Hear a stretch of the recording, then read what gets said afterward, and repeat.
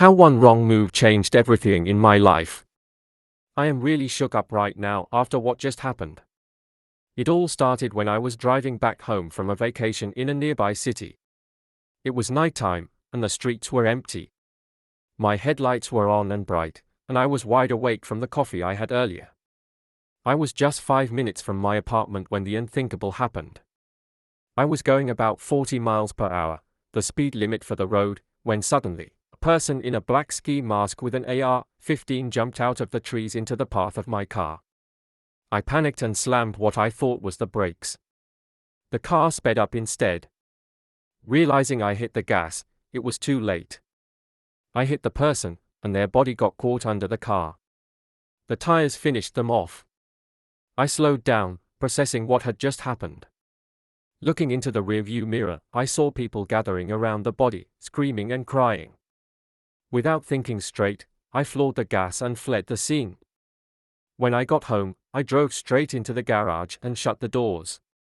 After a moment, I broke down crying over what I had done. Then, I noticed my dashcam.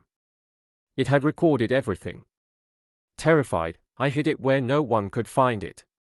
Throwing it out would make my neighbors suspicious. Exhausted, I went to bed, though sleep barely came. The next morning, I woke to a peaceful neighborhood, no sirens, no knocking on my door. That peace shattered when I saw the news. My stomach dropped as I read the headline, "Pregnant Woman Killed in Hit and Run."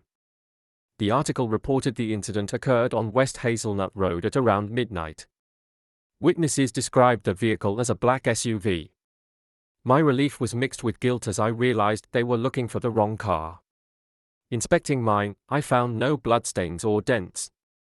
It seemed like a miracle. Yet questions lingered. Why was there no mention of the ski mask or gun? Were her acquaintances altering the story? 2 weeks passed, and my neighbor was arrested for the crime I committed.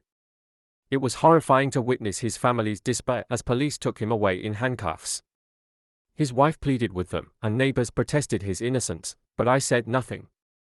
Cowardice glued me to my seat, but then, something about the details in the article made my heart race. I realized something that changed everything. Follow for part 2.